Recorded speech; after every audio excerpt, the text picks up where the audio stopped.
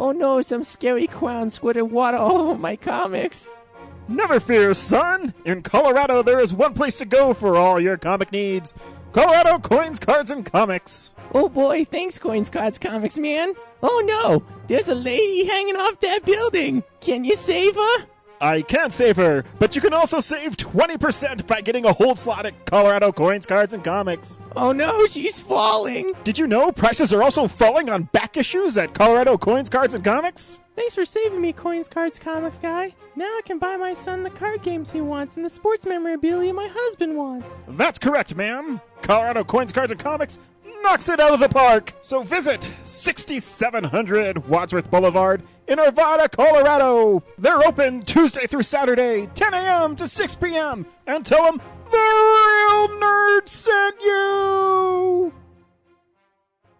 Does this sound familiar? You're interested in purchasing that new action figure, but aren't sure if it's worth it? Well, come check out PlasticExplosion.com, where you can go to find all the latest and greatest action figure previews and reviews. Every week, they'll be bringing you reviews and picks from your favorite collections, such as DC Universe, Masters of the Universe Classics, Marvel Universe, Star Wars, Transformers, and many more. Come check us out at PlasticExplosion.com. That's PlasticExplosion.com. For barbecue that can't be beat, try Birdman Barbecue Sauce. Available and original and spicy. These robust, full-flavor sauces have the awesome power to kick your taste buds in their face. And for that smoking taste on everything you eat, try new Birdman Smoke and Rub. Caution! Meat left unrubbed may suffer from flavor performance anxiety. You can pick up Birdman Barbecue at local area Ace Hardware stores, Ruff's Barbecue in Golden, and the Danny Cash Hot Shop off Broadway. You can also like us on Facebook at Birdman BBQ.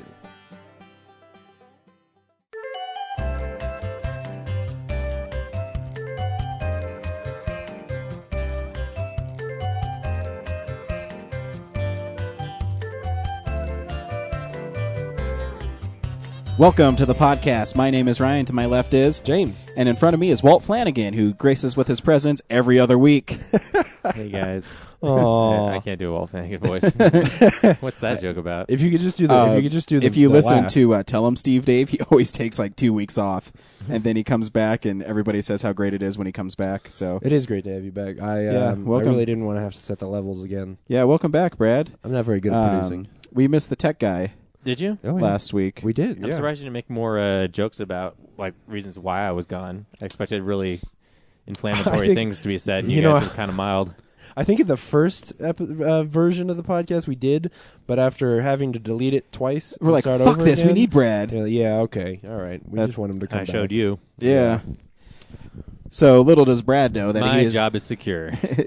He will not be fired off this podcast.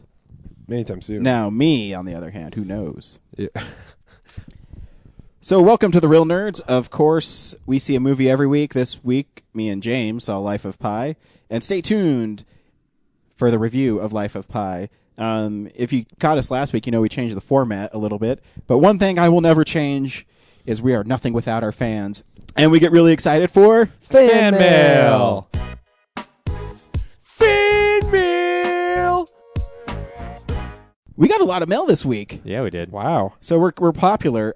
The first thing I got was from Cora. You remember Cora, She's right? still listening? She is. All After right. we tore apart Frankenweenie. Thanks, Cora. She said, okay, guys, this was movie weekend. I had the chance to see some new releases as well as some others that I wanted to see for a while. First, Breaking Dawn Part 2. Oh, no. I know how you feel about this series. This movie was perfect. Granted, it was terrible, but it was great fan fodder. The bonus was the dream sequence at the end. Spoilers! Whoa. Where the movie gave the story the balls Stephenie Meyer never could. But I was relieved when it was all fake. I'm sure this is going to be the #1 movie on all your film explosion lists. Wait, did she just say that at the end of the movie there's a dream sequence where they reveal that all of the story is fake? That'd be sweet. I want to see the shit. Except for Billy Burke. What? Like, you know what would Yes. be great? Would be great if it was all fake from the part where she's like thrashing about like, my life is over because of this, and Billy Burke comes in and just like smacks her, and then she wakes up and then she's like, oh, it was all a dream, like Bob Newhart, and that'd be great. No. It just ends with Billy Burke waking up in bed and he's sweating and he's panicky and he goes, oh my, I'm so glad I never had a daughter. And then that's the end of the movie. That would be awesome. Yeah. Second was Skyfall. Absolutely great. Daniel Craig is an ideal Bond, but he was well foiled by Javier Bardem, who is just brilliant and beyond creepy, which you have to agree with. He was, sure. It was great. I was reading an interview with Sam Mendes, and he was talking about how cool all the action scenes was, but what he was most proud of is what most people were talking about in the movie is the 6-minute monologue that he has when he comes down the elevator and starts talking to Bond. Oh, it's so impressive. Man. It is. Third is Friends with Kids, in spite of less than positive reviews of this movie. I think James was one who saw it. No. Your wife saw it. My wife saw it. None of that's us correct. actually saw it. It was just Laura. It was saw just depressing. I still have some hope because I love the cast. Adam Scott and John Hamm are two of my favorite TV actors. They are great. But there is no one in this movie that you actually care about. If anything, I felt bad for the kids who were raised by these people.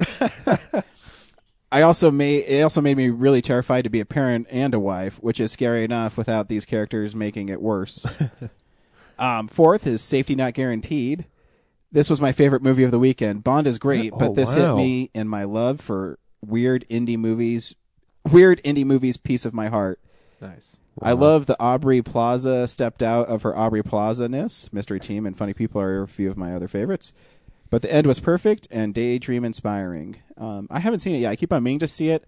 I saw a preview for it in front of one of the movies I watched this week. And so this kind of looks pretty interesting. Fifth, it was Lincoln. This is the movie that every American should see, period. The acting was beautiful and breath of fresh air. Seriously, Daniel Day-Lewis and Tommy Lee Jones were epic. It was nice to see Lee Pace in both this and Breaking Dawn. I've missed him since they canceled Pushing Daisies. Have you all watched that? I don't remember. You watched Pushing Daisies. Yeah, I loved Pushing Daisies. Yeah. Unfortunately, the two movies, when one he is in Twilight, and in the other he is a horrible racist. So neither of them really filled my Lee Pace bucket as much as what was that Miss Pettigrew movie? A Day in the Life of Miss Pettigrew, or whatever it was called. If you search for Miss Pettigrew, he's in that. It's great. He's probably in Downton Abbey too. No, he's not in Downton Abbey. Miss Pettigrew is great. My dad called Lincoln a bunch of liberal bullshit. Really? Yeah. He hasn't seen it though, so what's he know? Does he know that Lincoln was a Republican? Yeah. He said it's a bunch of liberal revisionist for history. Oh, gotcha. Wait, That's like, he's granted right, because in the real world we didn't actually pass the 13th Amendment.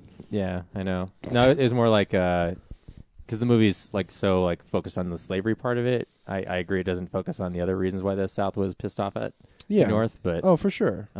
you can't cover that in already what's a 2.5-hour movie. Well, and because what they are addressing is just specifically him trying to end slavery. It's the only thing he's actually trying to tackle. So there's no reason for them to talk about all of the history behind the Civil War. Yeah, that's silly. Yeah. Lastly, This Means War. How can you not love fun romp with really hot guys chasing a lady with spy level action and romance?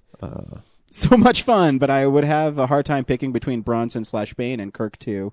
I guess I do think Chris Pine's voice is pretty cool. It's not. It's not actually that. It's picking between Kirk 2 and Picard 2, because what's his name? Hardy plays the clone of Captain Picard in Star Trek Nemesis. Those guys are both Star Trek characters. Wow. Tied together. Also, I'm working on finishing Breaking Bad Season 4. I'll check in then, too. Plus, Walking Dead is getting crazy. Really excited for the potential Rick versus the Governor showdown. Ooh. Have a great week. Cora, of course. Yeah, I'm Thank excited, you. too. One of the movies I saw this week, we'll get to in a second, is E.T. And Jeremy Gardner, who is the writer, director, and star of The Battery. I put out a tweet that I don't understand why you're afraid of E.T. And he tweeted back, someone I worked with is absolutely terrified of E.T. You could just say, Elliot, and she would freak out. So you're not alone. And another person sent us something else about it. Jen Caprio sent, I always thought it would be funny if someone, that's what I wrote back to her. What she said to me first, something that, I just deleted it. She's really afraid. No, she's a friend of mine. She's really afraid of midgets. Yeah. And she said something about being terrified of the Oompa Loompa Loompas gang and the Lollipop Guild. Yeah. And me and my friend Brandon always thought it would be funny if someone auditioned on American Idol with a Lollipop Guild song and also did that dance. We represent the Lollipop Guild, the Lollipop Guild. And she texts back, if the person were a midget, it would not be funny. It would be horrifying. Jen, your friend, needs to work out. No, she really does. She's terribly afraid of short people. But you don't understand that because you never were afraid of anything as a kid, were you? No, I'm not there's afraid really, of anything. As much as you watched horror movies, there was never a character that like actually scared you? Nope. Wow. I always thought the Stay Puft Marshmallow Man was creepy because he had that shit-eating grin on his face. Yeah. But then I was like, he's marshmallows. I'd eat him. Especially when he blows up. I'm like, dude, I want to get covered in marshmallow. Yeah. That'd be sweet. Yeah, I think that more disturbing are the ones where they're not supposed to be scary. When there's just something about it that like just rubs you the wrong way. Because that's how it is with E.T. and me. I still don't get it. We'll talk about it later. Rafael Ruiz, who, of course, is the director of... A Quiet Girl's Guide to Violence. I don't say that movie anymore because I stumble across it. He gave us a shout-out saying that the Battery interview with us was really good. So thanks, Rafael. We appreciate it. And another appearance of Dan from Ohio. Hey, Dan from Ohio. Dan's welcome back. back. Yeah, thanks. Welcome back, Dan. Funny, he mentioned about Sucker Punch. So he said, "Greetings. I'd like to address and expand on some thoughts that come up in your discussion of Sucker Punch and Blade Runner. First, I'll admit that I initially misjudged Sucker Punch as purely an exploitation film. But upon rewatching it, I came to realize that there are some deep themes being explored, and that the film is more cerebral than one would assume. Oh yeah. Once I realized that I was watching a metaphor for a struggle within the mind, i.e., you all have the weapons you need, now fight. Right. The film took on a new meaning. In particular, the ending, which upon first viewing left me cold, was a lot more thematically satisfying upon the understanding that the film wasn't about the external story, but was about the internal struggle within the protagonist. He has a great way of writing stuff. He does. However, I would not be as enamored with Sucker Punch had I only watched the extended cut. There's some significant differences in the cuts that decrease my enjoyment of the film. The most noticeable change is the high roller seduction scene at the end. Less is more, and with films of this nature, a degree of ambiguity is good. The theatrical cut does a lot better job with this explanation, with less explanation. I'll have to watch it again, and I'll probably watch it with. There's a Zack Snyder like maximum movie mode kind of thing on it. Where he's going to talk about everything. Exactly. Yeah. It's a good point, and it's weird because it's not that I don't like that movie. I appreciate a lot about it. It's just that it never. There's so much there that it stumbles a lot. It's got weird pacing issues. It does. I still think it's sweet when they're shooting like the Nazis and all the steam comes out, and there's badass shit in that movie. It's just, I'll have to watch it again. Yeah, I own it, so I can always watch it. And this brings me to Blade Runner, which is the epitome of extended cuts going awry. I believe that I've seen 2 of the cuts that are out there, and my opinion, and I am of opinion that additional footage has only served to muddle the film and the whole replicant debate. I've been burned by extended cuts so often that I'm coming out firmly against them. It is a rare instance when an extended cut truly enhances a film. I agree. More often than not, they actually hurt it and enjoyment of it, but that's just me. Regards, Dan. Sometimes I think you're right. I think a lot of times the director, when he puts a film out, you very rarely see the opportunity where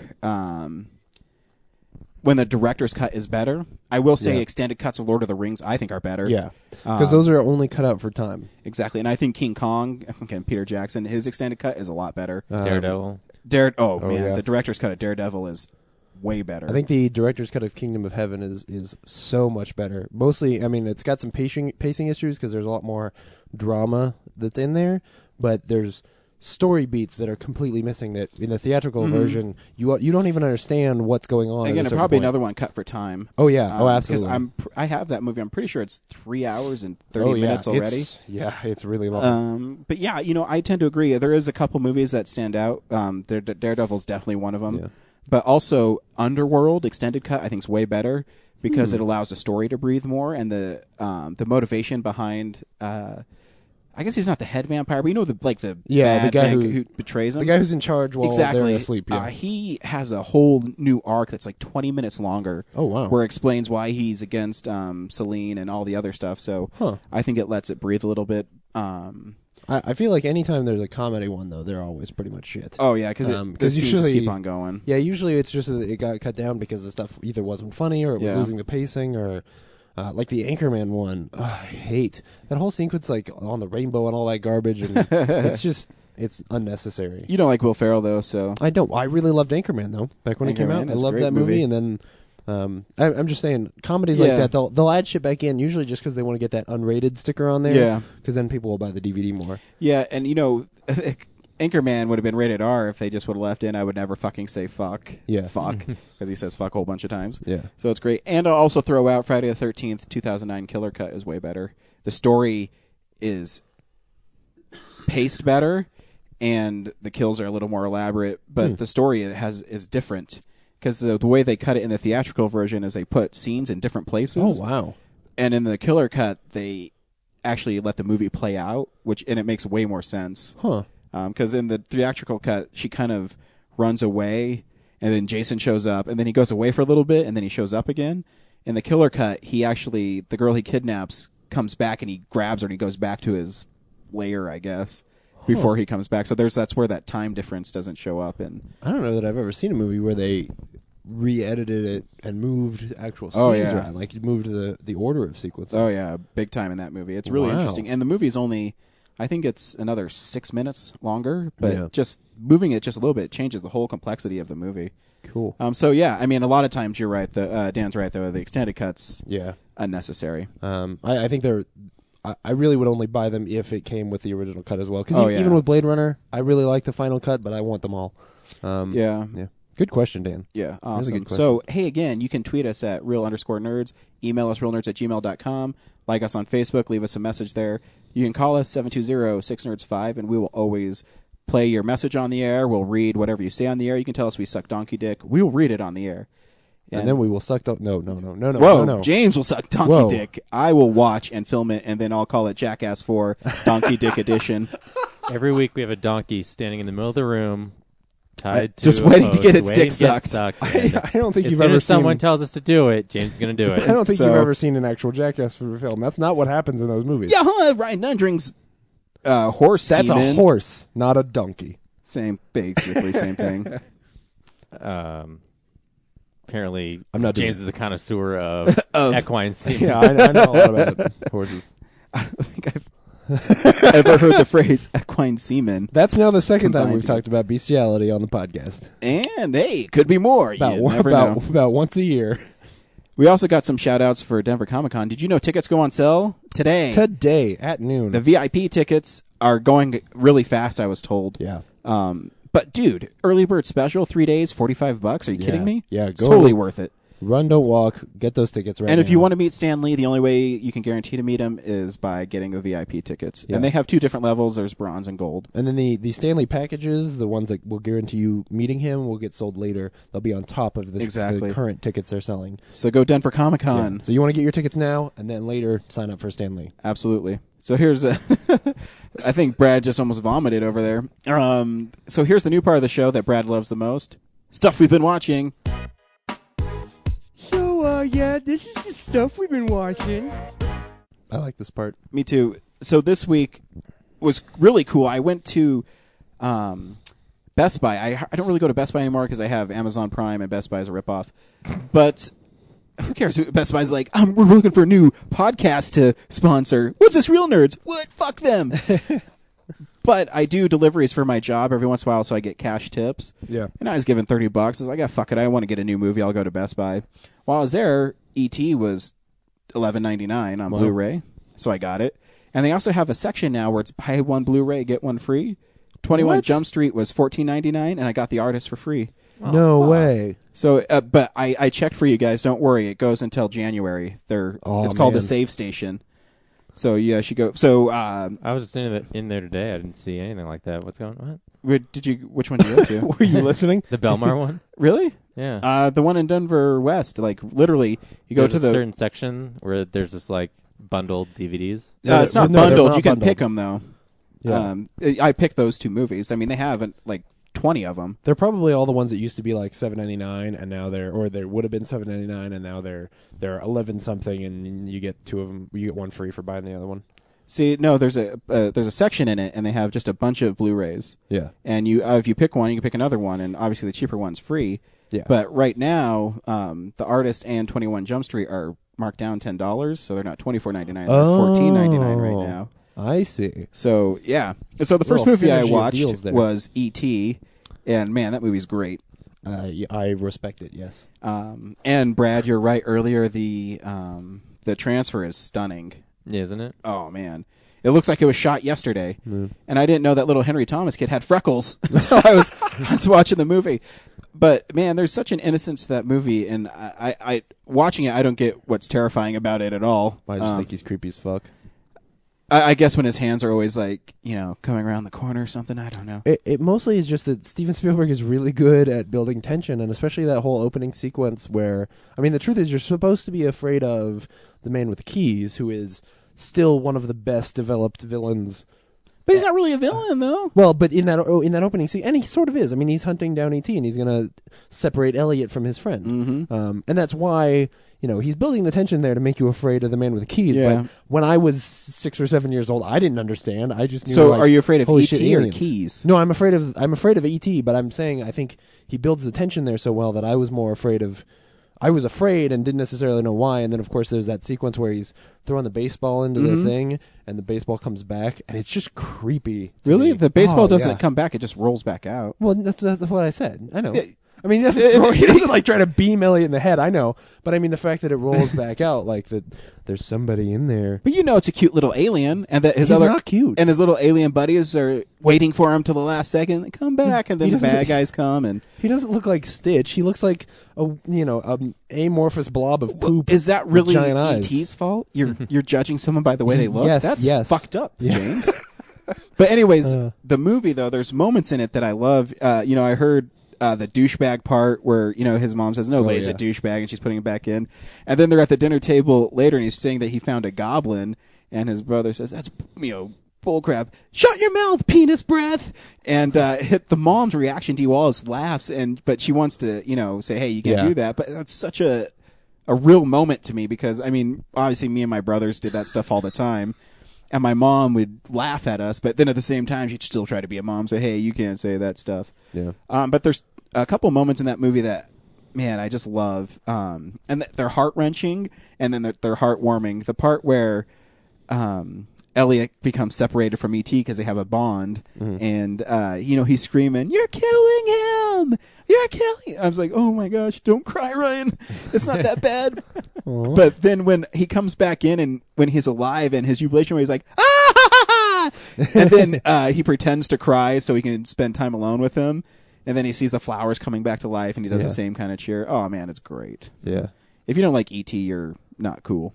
Have you looked around on the DVD of that? Or is the because not too long ago they released footage of his audition for that, and his ability to cry on cue. That kid was an amazing actor, and it's a shame he never blew up after that. Yeah, I really did. I watched the Steven Spielberg talking about E.T., which was really fascinating. It was he actually wanted to make that movie before he made Jaws. And then he would Jaws and then Close Encounters, and then he was able to make E.T. Yeah. Because he says the most personal story he thought of the story, but he had to have someone else write the screenplay for it, which was it's a great story. And if you haven't seen it in a long time, you should see it. I remember I used to not like it when I was a kid because my mom she got it for us at Blockbuster, and I didn't want to watch that movie.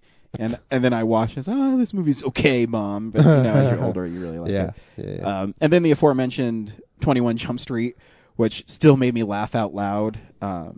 There's so many little clever moments in it that I totally forgot. When we're watching the video on YouTube and all the comments of the people below makes me laugh my ass off.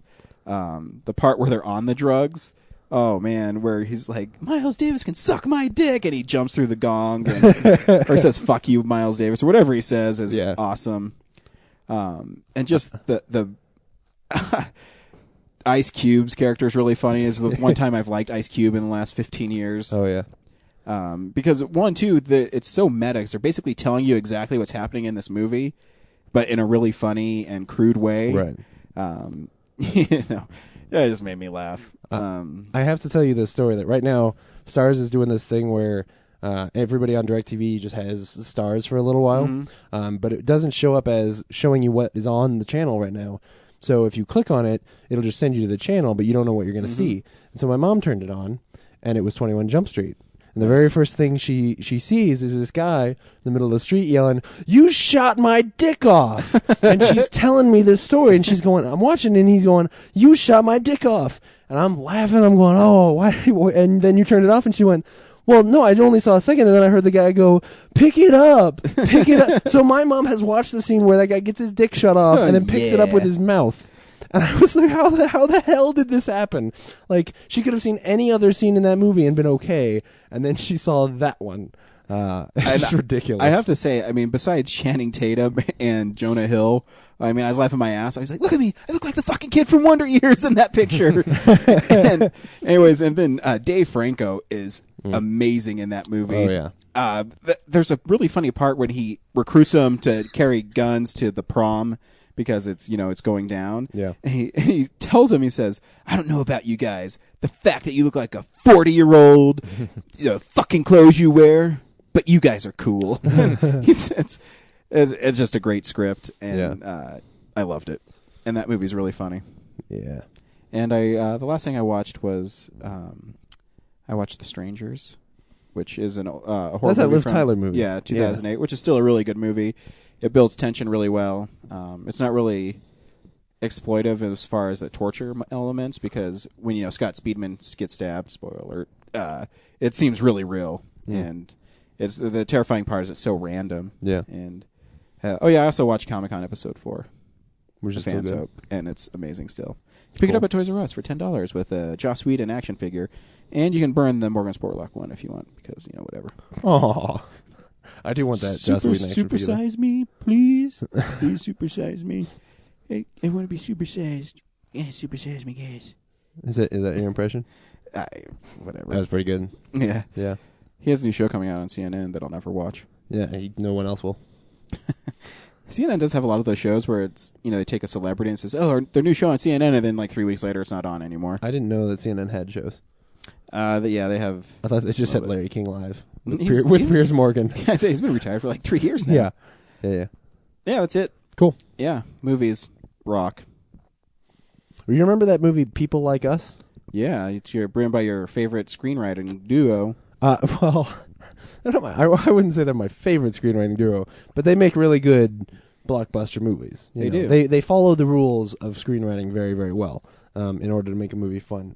And this movie, for being, if you don't remember the trailer, basically Chris Pine, his dad dies. Captain Kirk. Yeah, his dad dies. He didn't really like his dad, and his dad leaves him this shaving kit full of lots and lots of money and a note saying that it is for this kid.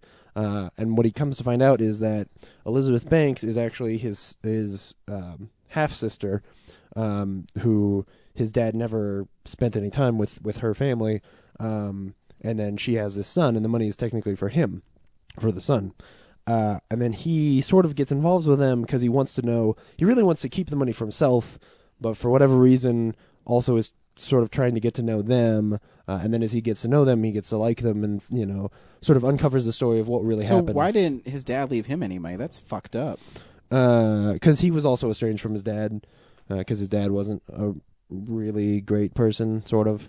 And because I think, like, he was successful, he just hits hard times right then, so he wouldn't necessarily need the money. His dad wouldn't have expected he would need the money. Also, he had plenty of opportunities and got plenty of stuff from his dad, whereas this daughter of his and her son never really did. So it's his way of sort of trying to support them even after he's dead. And it's a nice enough story, and I think it, when it came out in the middle of the summer, it got pretty harsh reviews, and I don't think it is a bad movie. I just think it is a harmless movie. Mm-hmm. There is nothing really that stands out about it. Especially that poster. Oh, yeah. I mean, everything, hey, here's some happy people and some white font. Like, ooh. It's just what was James just talking about, Brad? What? Talking about People Like Us. Yeah, what did he just say? Oh, man. He's not even paying attention you're to over us. There, you're over there I'm trying to check tweeting. out to remember what the fuck I watched this week. And last week. Dicks. Yeah. Anyway, it's not the worst, but I couldn't suggest that anybody necessarily go see it. Or there goes my Friday night. Yeah. It is Friday night. But anyway, that's pretty much all I've been watching. Brad, what'd you see? You only saw People Like Us this week? I watched some other stuff, but some of it is stuff we'll talk about later, and the rest of it is TV shows and stuff. Okay. The Walking Dead is still good. American Horror Story is still good. Yep. And some of it was on hiatus just because of Turkey Day. Yep. Last week, the week I was gone, I saw a movie that's been circling via Alamo Drafthouse called Miami Connection. Oh yeah, I heard about that. I have not. It's like It sucks. yeah, it's like the cheesiest '80s kung fu movie. I read a whole article about it on Entertainment Weekly because they said that Alamo Drafthouse was basically begging for this print of this movie because it's so obscure and it's so shitty that It's the type of movie that MST3K needs to sit in front of and make fun of because it is. Oh, so it's legitimate. When you said it, I thought maybe it was like a Black Dynamite. Yeah, it's It really a real, is. Do you know the story behind it? Sort of. Well, the lead actor in it is a really famous Taekwondo guy in Florida. Bruce Lee. No. Oh, But anyways, he wanted to make this movie to showcase his skills in Taekwondo, and he self-produced it, and he's the star of it. And I guess it was so panned when it came out because I guess his English wasn't good, and That's not the problem with the movie, but go on. it was so bad that he hid it from shame. But the Alamo Drafthouse was begging to find prints of this movie, and they eventually found one in Taiwan or something like that, and they brought it over, and they start having once a month midnight screenings of it. It's bringing all these new people out. Anyways, tell the story about the movie. Well, I fell asleep during part of it. So it's great. Yeah. The movie starts out with like an infomercial for YK Kim, which is the kung fu guy. It's like a commercial, like a self-help type thing where, he'll change your life, and he's written like 5 books that you need to check out on like martial arts and and they're real books. now I guess they are because this is a real thing. Like I thought it was a fake like trailer before the movie, like a Black Dynamite thing, but no, that comes up, and then the movie starts. It's not set in Miami, actually. It's set in Orlando. But the movie starts with like, there's like a drug deal going down. The drug deal going down, and with like these Miami mobsters or whatever. And Miami mobsters in Orlando. Whatever, like gangs, Yeah. cartel. This is funny. Whatever. And then these ninjas show up and like try to steal the drugs, and then Yes. there's this is gonna sound so bad. There's a leader of the ninja gang who, for the longest time in the movie, I thought was the protagonist of the movie. And Because they all look the same. well, Is what you're trying to say. There's this other Asian guy in the band later who I was like, Oh, that's right, He's there's the a leader of band. the ninjas. No, he's a totally different kid. Wait, All there's right. music in this movie? Okay, so the first 45 minutes are this band called I think it's not Dragon Force. It's, Dragon oh my Force is a gosh, real band. I'm remembering the article right now, but I don't remember. I know Dragon you're- Song. Yeah, Dragon Song. Yeah. Yeah, there's this band called Dragon Song. In the first 45 minutes, there's like they'll play a Journey style song. Like I think the lyrics were like, "It's so great that we're friends" or something, over and over again. And so they'll play the whole friggin' song, and you'll have to watch them on stage dancing to it. And then there will be like a little, 2-minute dramatic moment, and then they'll go to another show and do another song, and you'll have to watch the whole song. Like it's not just intercut with like, oh, these characters are talking, and then like it's like a music video Nice. for this band called Dragon Song. Is that band real? Maybe we have to look this up. So, and then God, again, this was 2 weeks ago. I think in between the 2 concerts, there's this other band that got booted from the venue in favor of Dragon Song that's really upset about it. So they go back to kick the try to convince the venue owner to change, let them back on, doing their band again. And when he refuses, they threaten him some more, and then he busts out his kung fu moves and kicks all their asses. Nice. And then I don't think you ever see that guy again in the movie. And then there's another concert, and then there's an African American bandmate who is trying to find his long estranged father. And that actually turns out to be the climax of the movie. So, and then there's what I thought was the main focus of the movie is there's this one guy who's a guitarist in the band, and he has a girlfriend, and his girlfriend's brother is part of this gang who associates with the ninja gang.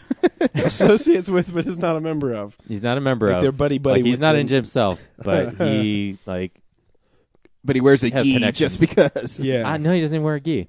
I don't think he does. He wears a bandana though. But he doesn't want her hanging out with that guy, and he is trying to find ways to get that other band. Like they're trying to get rid of the ninjas, or trying to get rid of Dragon Song, so the other band can play. As far as I can tell, instead. And he doesn't want his sister, and the sister hates him anyway. So this movie is so ridiculous. Is it a movie you have to experience, or is it not even worth to? I don't think, Father's Day is like, it's so ridiculous and like, self-referential. Like, it knows it's a joke. This one, like, it feels like it's so serious that it's just not funny. Gotcha. It's just like It it sounds just seems a hilarious. little sad. You had me as soon as you titled it something about Miami and then said it was set in Orlando. It's set in Orlando, yeah. I don't think the story's in Orlando, but just like I know that's But Orlando. hey, it's Orlando, but it's just the Miami connection. So Yeah. No, this is true. maybe the band has a connection to Miami. Yeah, and that, Does it end with a car chase with a train, like the French Connection? That's about the time I started to wake up a little bit, because I had like that REM thing where I was like, I was watching the movie, but my brain wasn't. They're like, suddenly they get in like limos and stuff, and they start driving, and they're like on some Florida turnpike or whatever, and then the ninjas bust out and like stop the cars. And, there's a motorcycle gang, and they cut them off, and then they go into the woods, and then finally this band, like, who I think two of the characters are martial arts trained, they start fighting all the ninjas, and like one of the ninjas kills one of the bandmates finally, and so they get all like super upset, and they decide to like, okay, we're not gonna like just beat them up now, we're gonna kill the ninjas. So like one of them gets a sword, and like they're slashing people and like cutting people open and stuff, and then Is it really graphic? Is it like rated R, or is it like one of those cheesy like PG? Would it kung be fu rated R movies? if they had enough money to pay for blood? yeah, I don't really remember. Like it wasn't terribly graphic, like Friday the 13th or something, but it was there was blood. I think remember. Yeah. And there's a lot of cutaways, like someone would thrust a sword and then it'd be like cut here and then back and then like the swords through them and stuff. Or I think someone shot an arrow, and it was just like cut away and then there's the arrow in them. But the African American kid, I think, gets cut or something, and they have to rush him to the hospital after they finally defeat all the ninjas. And then at the hospital, his father finally shows up, and he's like a young guy dressed in old man makeup. Like his hair's all dusted, and he could not be less excited to be there. Yeah, it is. I like bad movies, but this was just like such a blech. And he gives his son a Boring. shaving kit full of money, and that's the end of the movie. Sure, whatever that reference is, I don't know. See, he really wasn't wasn't paying listening. attention, He yeah. really wasn't listening. Oh, That was about the movie that wow. James was talking about. People like us. I want to see that now. I'll be honest. Yeah, I mean, if you want to see like just something just so bad in every way, check that out. So, how did you get a chance to see it? Midnight at the Esquire. Right, but is it the one that the Alamo Drafthouse got, or are they making DVDs? How do I see this movie now? The DVD comes out and the Blu-ray comes out like next month, I think. Oh, there's a Blu-ray. But it's still, I think, it's on a circuit. But okay, Denver only got one showing, so cool. But it means I can get a DVD eventually, yeah, or a Blu-ray. yeah, or it might stream on Netflix, hopefully. yeah. But it definitely feels like if you've ever watched an MST3K movie, Yeah. like the movie that's on screen is super serious, Like Mitchell. like in believes in itself, and then they're making fun of it at the bottom. Like, Yeah. I just wanted to see three silhouettes throughout the whole movie. I was like, God, help me get through this. I have those. When I was a kid, we were watching Planet of the Apes with my dad and my brother once, and Put on the When TV you a little silhouette thing. yeah, we cut it out of cardboard and put it on there because I don't know if you've ever seen the original Planet of the Apes, but when you're 10 or so years old, there's a part of you that's like, this is cheesy as fuck. Like, The 10-year-old we cheesy left as fuck. We left them on there for like 10 years. So every time we were watching the news, MST3K is in the bottom. Yeah. The movie also feels super long. There's this one part where they're fighting the ninjas like in a industrial yard, And I was like, finally, the movie's over. And then it's like another 30 minutes. Like, oh, yeah, they actually fight the Haruki Saki type. They gotta play. guy. They gotta play the concert at the end. I Yeah. forgot it's all building up to another concert. Yeah, I was worried about that. That didn't happen, thankfully. Oh, good. Man. So, yeah, that was, yeah. And then I got a chance to see Lincoln, which I missed with you guys. Did you like it? Yeah, it was really good. Yeah. Yeah. Yeah. The audience like clapped at the end. It was hard to. It was like Shakespeare, where I have to sit through the movie for like 20 minutes to finally grasp the lingo. Yeah. And then go with the movie. So there's a lot. The movie's got a lot of political jargon, you know. Yeah. So once you get through that, like. Definitely the last half is just amazing. Oh man, I still love. Obviously, in the beginning is obviously very clever, not having Lincoln read the speech. You know, Yeah, I love the war room story Yeah. where he's talking about the first thing he sees is George Washington makes British officers take a shit. Yeah. And then how the one general gets all pissed off because he's about to tell a story again. Yeah. And no, I'm not going to listen to another one of your stories. And he leaves the room. and then, Lincoln goes, I guess he doesn't want to hear this story. And then he goes right back into the story. It's great. Oh, that's so good. I also thought it was bold that he didn't show the actual assassination of the movie and made you think it was going to show it. Whoa. Like Spoilers. But yeah, you're right. Well, I think that, Yeah. I mean, we talked about, or at least I talked about it last week, but, he focuses so much on that relationship between Abe and Tad, which, as I talked about, is partially because of how Steven Spielberg feels about his own father now, that I think the way that he addresses it, we end up getting the emotion of that event through Tad, which I think is so much better. Because you could show it to us and we'd all go like, yeah, that's a reenactment of a thing we know happened. But that doesn't have the emotional impact of seeing it and realizing like, oh, here he is and he's actually a human being again. That's. I actually felt like he could have just not even done Lincoln's death in the movie at all. I didn't think he was either. It's Spielberg. He usually sort of avoids the sad ending. Yeah. But this one he just. Like that movie could have ended after the That's right. amendment passes. And Yeah. Or when he's walking down that hallway. You just end it there with that guy looking at him going like, oh, no. But the point of him ending it with his assassination, because, they went to the flame, is it's like the eternal flame, is Lincoln is always with us. No, I like that he did it. Yeah, I think it was a good choice. Yeah. Spoilers, Abe Lincoln died. Yes. And then I got caught up on Walking Dead Season 3. Oh! Nice. Good for you. Are you liking it? Are you liking Season 3? I'm liking it. Good. Much more interesting than last season. Then yeah. Them rebooting it at the beginning of the season, basically, I think was really smart. And some of the deaths are pretty bold. Yeah. Oh, yeah. Oh, because you haven't read the book, have you? No. Yeah. So that big death happens differently in the book, but happens. So it was the next one we all knew was coming. Cool. Yeah. It's funny. I was laughing because T-Dog finally had his really, really big moment, and then he gets bit 5 minutes later. Yeah. It was finally like, oh, hey, T-Dog, yeah. We've been waiting for him to do something in this. Oh, shit. And he's dead. Oh, well, okay. Yeah. That's not the real big death. But I didn't so much like Rick going crazy, though. No? Oh, you didn't? Like, that was kind of a waste of time. Oh, I enjoyed it. Like, if only because when what's his name has to go down there and like wrangle him back up, and he's just like pushing against the wall. Like, yeah, I can see that. Snap out of it, buddy.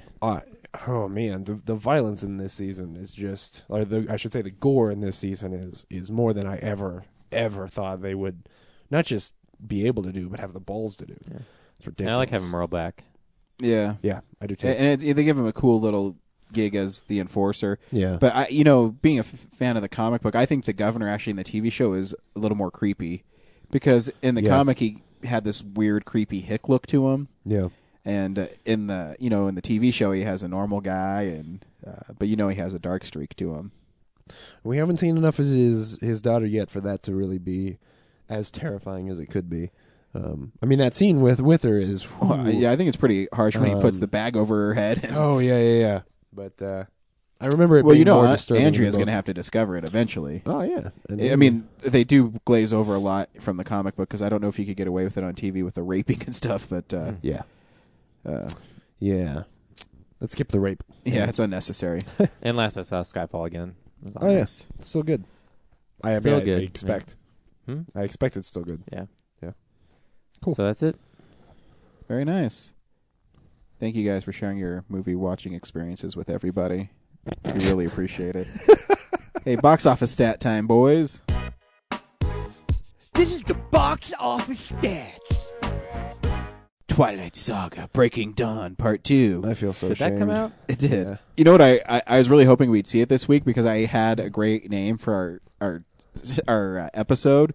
Would be Twi Shit Breaking Wind Part 2. But, you know. Hey, that might still happen. Anyways, there's 141 million, right? 141 million. Yep. Didn't set the standard for the series. It was actually the last one. Really? It was. The movie we saw, Lincoln, was actually in its second week, but it expanded nationwide with $25 million, which is the highest-grossing movie opening weekend about a president ever. What? Wow. The original I'm surprised highest. they keep stats of that. They do. The original highest was W, I thought which you were going to was say Dave. that would have been way better. Yeah. I think W was like 10 million or something. Ugh. Yeah. So that's box office numbers. If you really want to see if I'm correct on my box office stats, you can go to boxofficemojo.com and check it out. Blu-ray release is DVD releases and Blu-rays. I made that one really hard for you to edit. I did release and then I said is because now you're like, oh fuck you, Ryan. I'm gonna fucking This is why I fuck don't- this is fucking why- I'm shit. flipping Fuck. you off in my mind right now. This is fucking shit. Fuck motherfuck. I'm Uh, gonna try to set the record for most fucks in a podcast. Dan's going to have to bleep out all those fucks. No, dude, we are in America. Abe Lincoln fought for us to have the right to freedom of speech. Well, we did see a happy animal movie this week that 4-year-olds should go see. So, Yeah, at 7:00 on a Friday night. Man. Anyways, this week, Men in Black 3 comes out. Shit. And it kind of holds up to my whole thing. It's the worst movie of the year. And, I don't Really? No. yeah. It's not Yeah. the worst Hey, movie of don't the you year. tell me what I think the worst movie of the year is, asshole. Man. Well, we'll have to Wait, go see let me Twilight. look at my list. Let me confer to my list of 70 movies I've seen this year. So you liked Father's Day more than Men in Black 3? Oh, yeah, because shit. I actually laughed at Father's Day. Ah. Let's see. No. there's Piranha worse shit 3 this Double year. D or Men in Black 3. I don't know. That's going to be the fight at the end of the year. Well, unless we see Twilight. What else is coming out, guys? Also, I was leaving a dramatic pause. Like, is he really going to say Twilight's going to be better than Men in Black 3? Maybe, because Men in Black 3 was so tired. And anyways, Lawless also comes out. It does. And you can see Jessica Chastain naked. Yes. Also, it's a really good movie. Like, totally naked, too. She's, like, walking totally nude and towards the camera. Yeah. And my boner gets all hard. God damn it. That There movie you is go. good. Own her naked boobs on Blu-ray. Yep. And you can, like, but you know what's great about Blu-ray? You can advance the frame so slowly that you can just sit there and stare and jack off to it as much as you want. Oh. But the movie's really great. The legend Yes. of Tom Hardy's character is amazing. Oh, man. He's not naked. He is not. If you want to see him naked, watch Bronson. Yeah, check Ooh. out Bronson. It's streaming on Netflix. Also, I should, okay, I'll split. My favorite anime movie of the year also comes out. Me too. I'm Paranorman. so glad you said that. So that should be fun. Wait, which one? Paranorman. Paranorman. Oh, yeah. I mean, there's a toss between that or Frankenweenie, and I figured you would say Wreck-It Ralph. maybe. You know how you can find out? In 1 month, Filmsplosion 2012 will be out. Brad's favorite episode to edit. Yeah. Yep. Takes them a And then whole you can week. find out exactly how we feel about the movies of this year, For sure. which is lots of great movies. And one that's going to be on James's list is Step Up Revolution. It will not be on my list. it will be James. Oh, man. We went and saw it in the theater, and We you did know not. how the stadium seating, and then there's like the little hallway, and then there's more seats. Yeah. When that movie started, James got up, got in that hallway, and started dancing. Everyone was clapping, and I believe it was a actually- revolution. we need to go see a Step Up movie now. I Yeah. believe it's actually going to be on his list twice. One and One. two. The regular, the 2D version and the 3D version. That was shot in 3D. Hold your breath, because wait and see which one's on top, 2D or 3D. Whoa. And the other one is The Apparition, which is produced by Sam Raimi, which actually didn't get too bad reviews. It's got Ashley Greene in it. There's Yeah. hands reaching at her. Yeah. It's a really interesting story in real life. Well, you mean it was like a real ghost? Yeah, it's a real ghost story. But like with a real ghost? Yeah, Like they that proved box it was is a like ghost? really cursed and really cursed. My hands are in quotations. And these people kept on trying to get rid of it, and every person that took on this box had like bad luck fall. Of course, it wasn't like a horror movie bad luck. None of that is true. is my dog died. Yeah. Uh-huh. Which had to do with them getting that box. James, jeez, way to ruin it. Just like in the movie we saw today, the reason he was survived. Never mind. Thanks, John Edwards. Yeah. The other side. Not the political candidate. Yeah. Cool.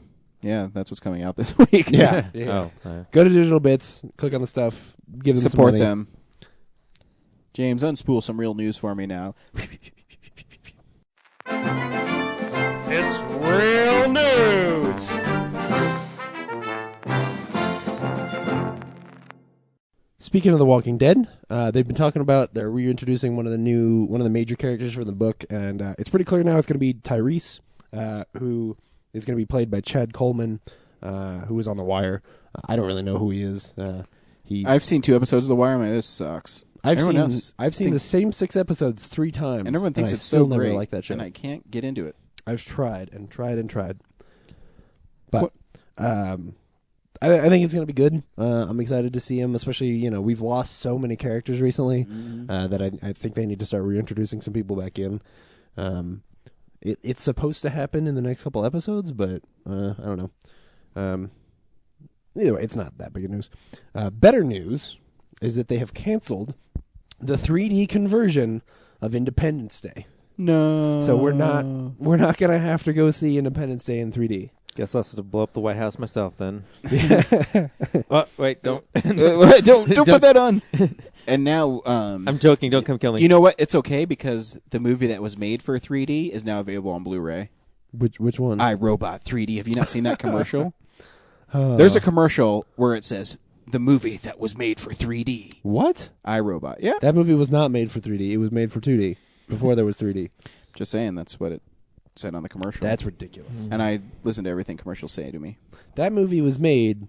After that movie was made, that director made another movie, and that movie wasn't in 2D either because nobody was making 2D movies then either. That's how old 3D? that movie is. Yeah, or 3D movies. Yeah. He's so mad he doesn't remember what he's talking about. I don't even. No. All of the cold drugs have gone to my head. A whole bunch of animals have died on The Hobbit. What? Which is a big, yeah, like 27 animals that are being reported as having died on The Hobbit because they were, I'm trying not to laugh, because they were keeping the pens too close, to animal traps like bluffs, as if implying that I guess they kept some of the animals too close to cliffs and the animals just sort of ran off them. Why would they do shit. that? It's not funny. It still means that at the end of the movie they will be able to say And no animals were harmed during the making of this film because they weren't harmed on film. So the but- animals like committed suicide. They're like, Yeah. this movie's a piece of shit, and they're stretching into 3. Fuck this. Oh my god. 48 frames per second looks like shit. And then Peter Jackson's like, crikey. Wait, what do New Zealanders say? I don't even know. I don't even know. And it's in New Zealand, so I don't even know how the laws work there as far as that Oh, they stuff don't is care. concerned. I'm sure that they will end up having to pay some fines or something like that. It's unfortunate. I don't want Well, want that's animals fine. to. It's not their fault animals killed themselves.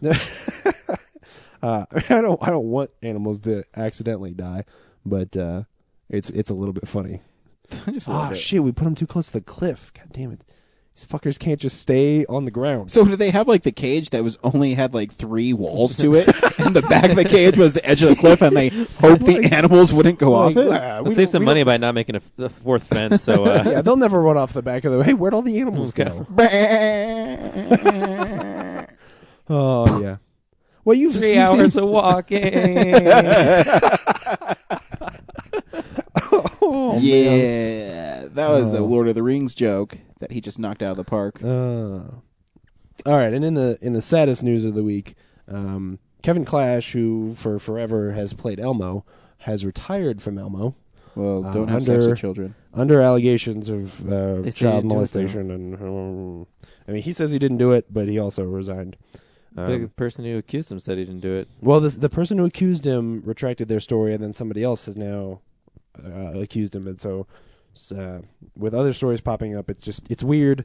So he has resigned. It's unfortunate if he's innocent. then that really sucks. Yeah. And fuck those people for being horrible douchebags of human beings. If he isn't innocent, then fuck him for being a horrible douchebag of a human being. So Either way, it's someone's just- a douchebag. yeah, it's a shitty situation. It is. And when you watch the documentary being Elmo, you can't. He seems so nice. You can't yeah. even think that he would do it. I Yeah. don't know. It's really weird. And he was married too. Yeah. Well, and yeah, it's bizarre. Anyway, so that's the end of news. Cool. Comic book corner time. I did actually forget something. I'm Oh, sorry. Jesus fucking Christ. Chevy Chase is leaving Community. Oh, that that's is the other right. thing. That no one seems to care about. Well, it's because we've seen it coming. He's Well, been yeah, saying 'cause for he's a years he dick. was gonna. Yeah. I mean, yeah, you might disagree, but you signed on to do the show. Don't be a fucking asshole. Yeah. I mean, that's the whole thing that I get from it is don't be a dick. If he can't get along with Dan Harmon, so they replace Dan Harmon, he can't get along with the other guys too? Whatever. I don't feel bad for him.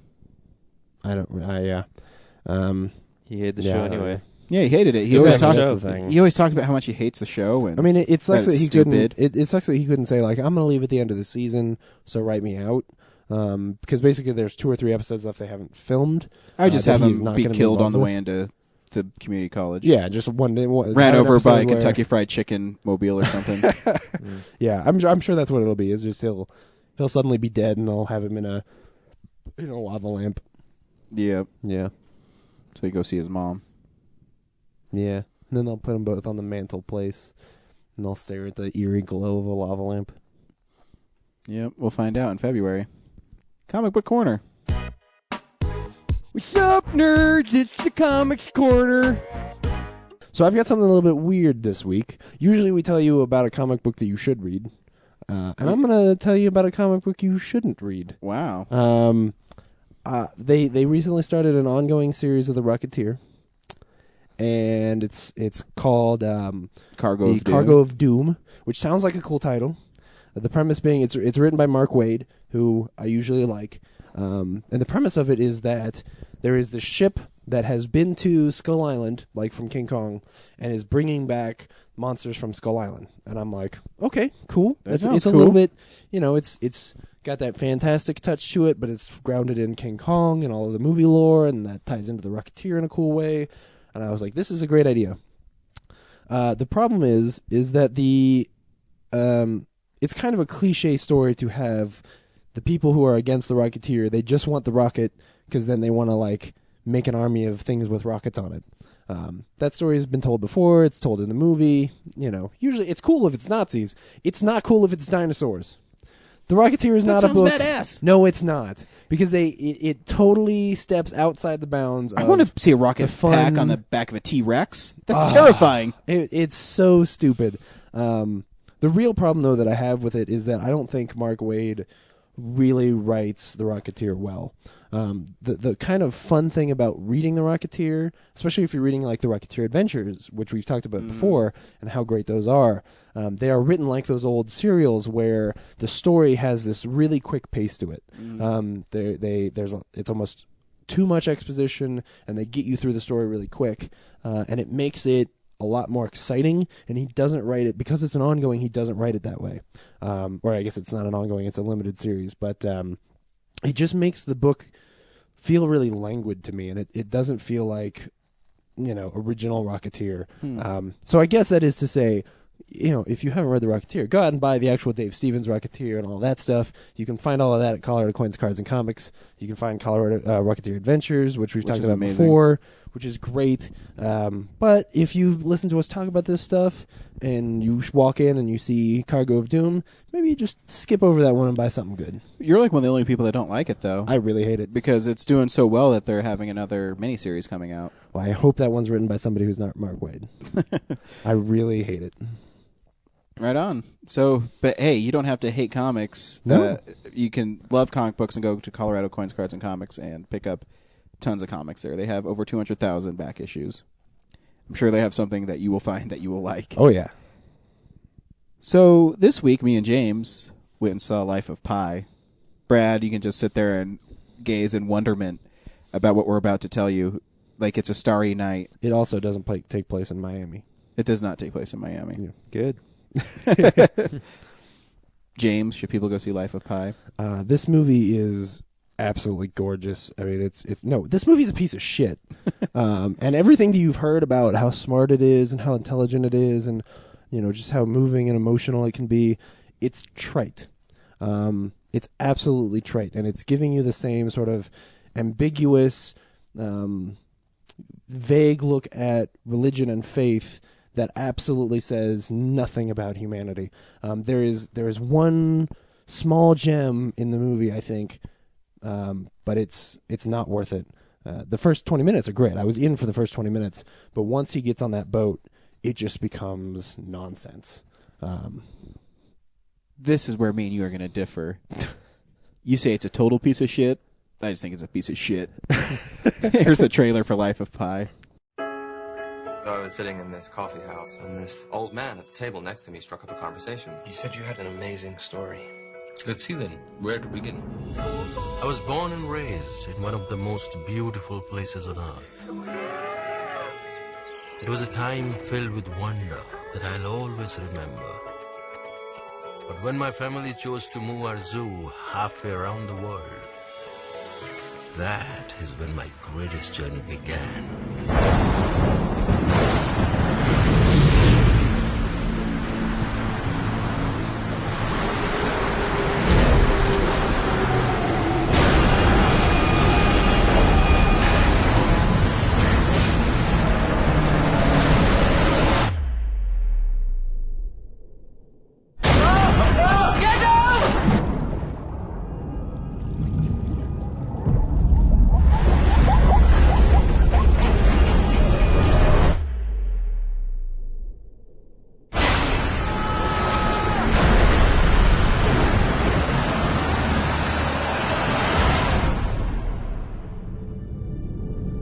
The next part of the story you will find hard to believe.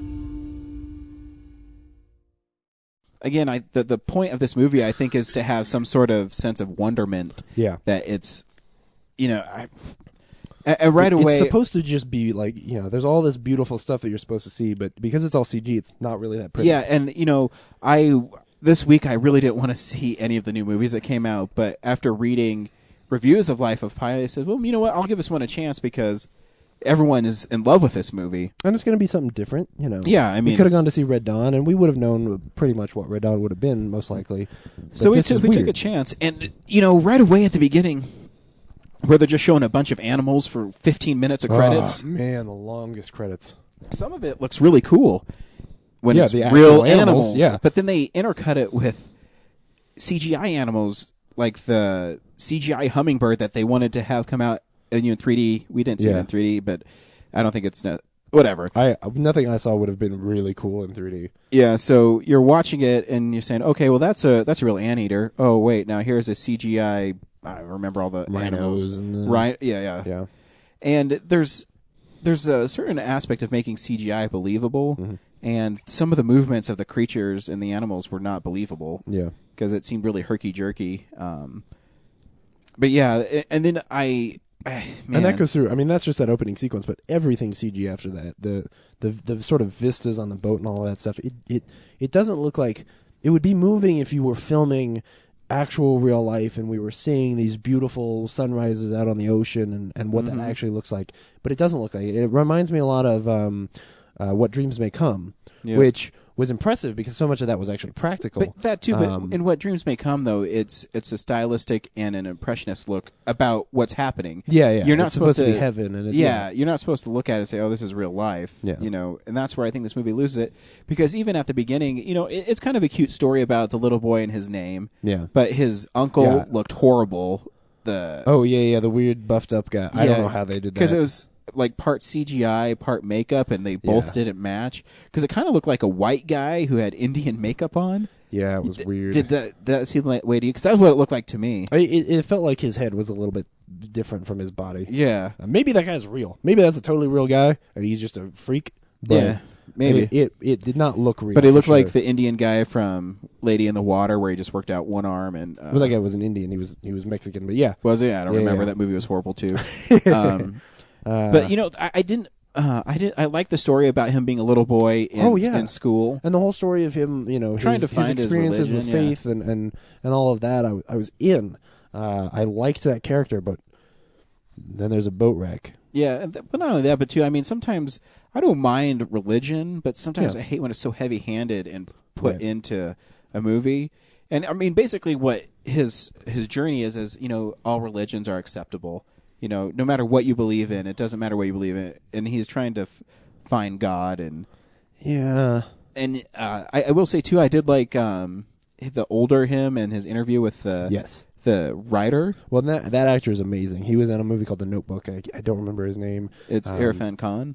Oh yeah, and he's really good in The Amazing Spider-Man. Oh, that's right. Yes, that's right. Really good. Really good. Yeah. I mean, his like scene and a half. In a scene and a half. But yeah, he's fantastic in this.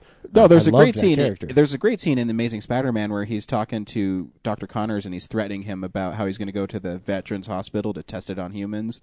I love that scene. Yeah. Because he's a dirtbag. But anyways, I would almost say that I think he is so good in this movie that if the movie were just that interview and we were watching him tell the story of what happens, and then we get that punch at the end about him telling, spoilers, but the two stories, then I think it would be pretty interesting. Yeah. But then it would be My Dinner with Andre, only one very long take. But you're right. I mean, because the kid's cute, and because it's a funny story because his French name is Pissin, and so all the kids make fun of him because it sounds like pissing. Yeah. And he's like, oh, there he is, pissing everywhere.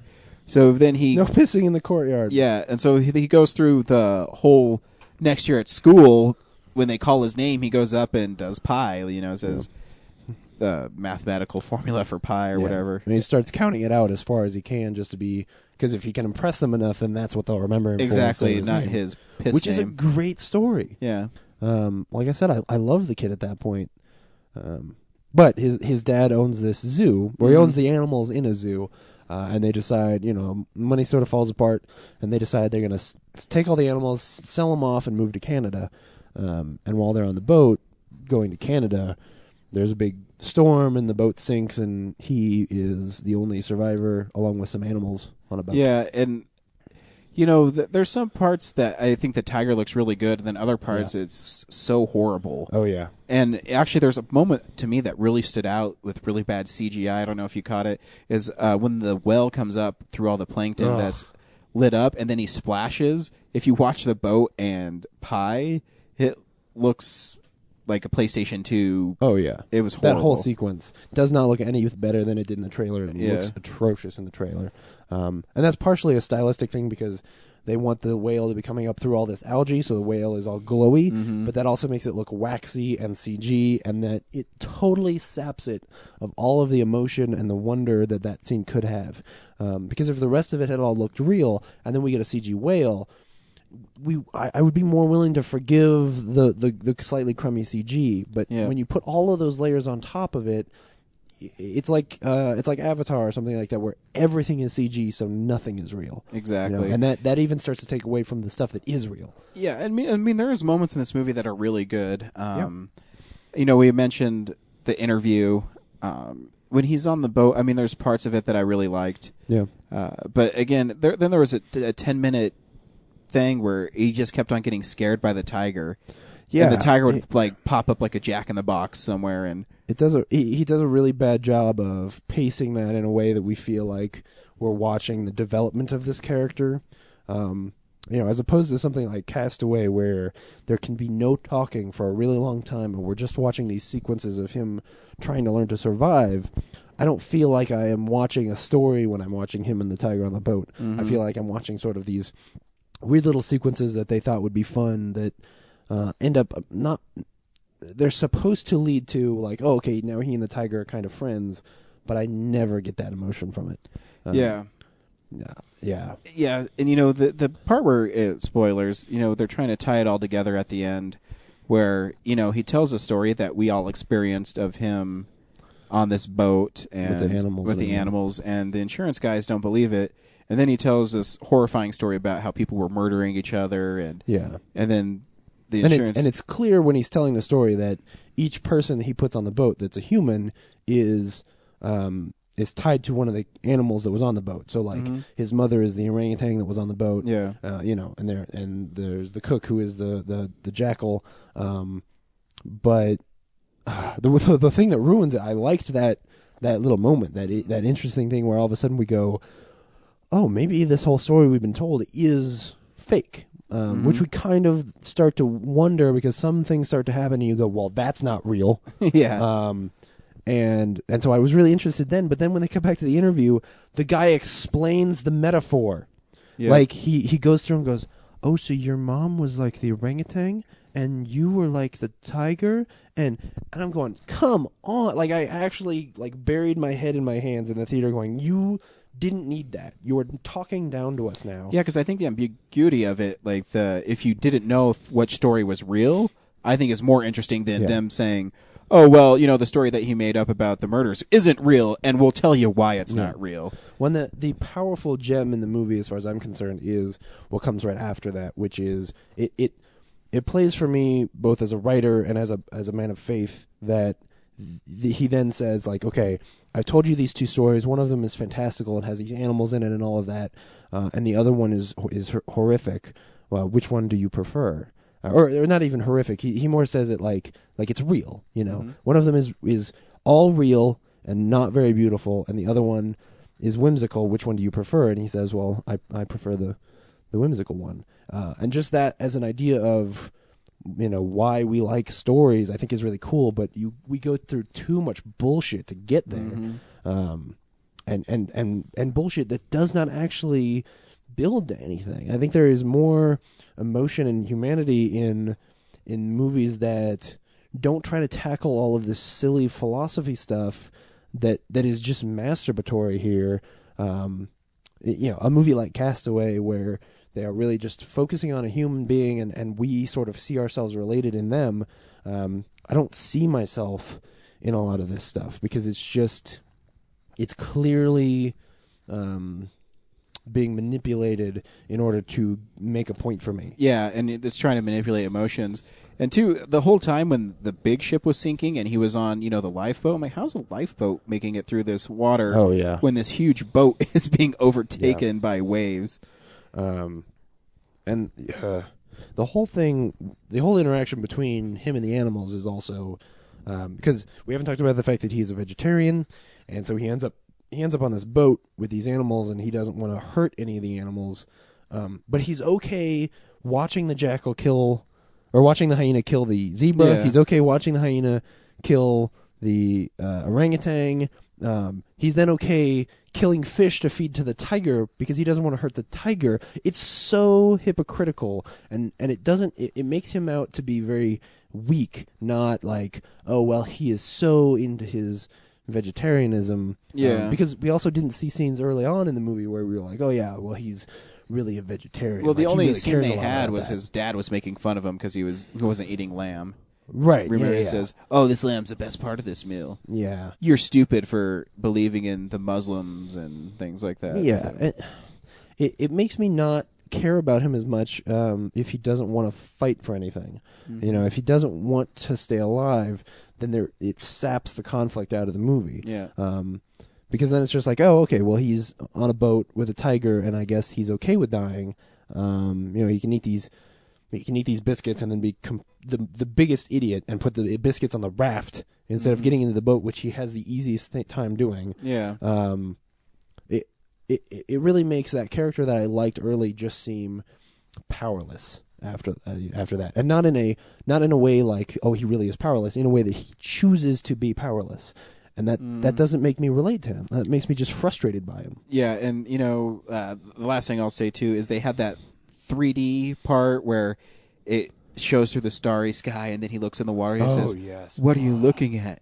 And then all the fish turn into animals. It goes down, and there's fish, and the fish eat each other fish, and then a squid eats a whale, and the whale turns into other animals, and then there's animals in the water, and then the I think that's sometimes stars more turn into manipulative of the 3D than having someone point something at the camera. Yeah. You know what I mean? It's saying, this has nothing to do with the story, but we're going to just show you all this random 3D it's stuff. supposed to be this existential moment that people who have not spent any time thinking about existential things go like, oh, that was so deep that we're connected to the animals, and but it's superficial.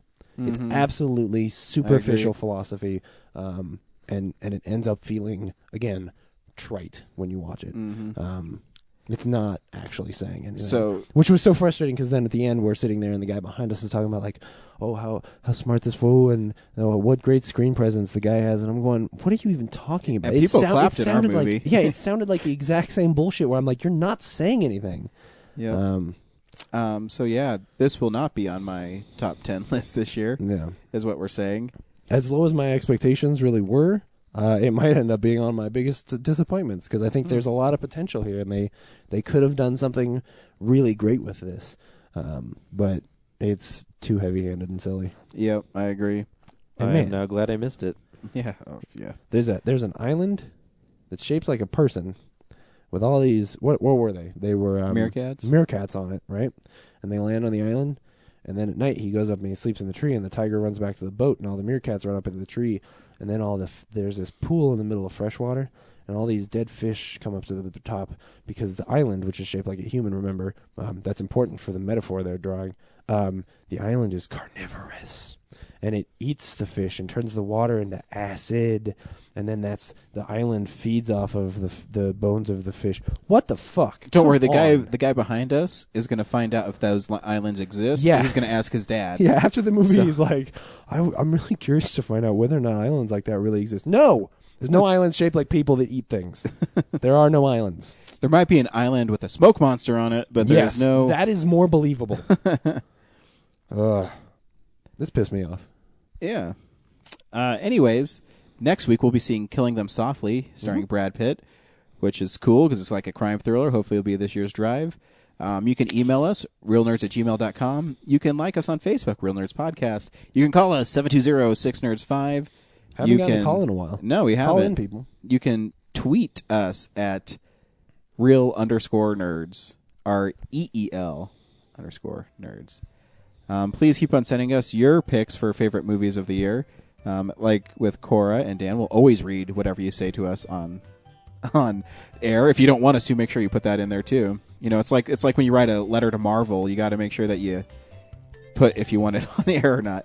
But thank you for everybody for listening. I appreciate it. I love doing this every week. I love watching movies. Until next time, bye. Bye.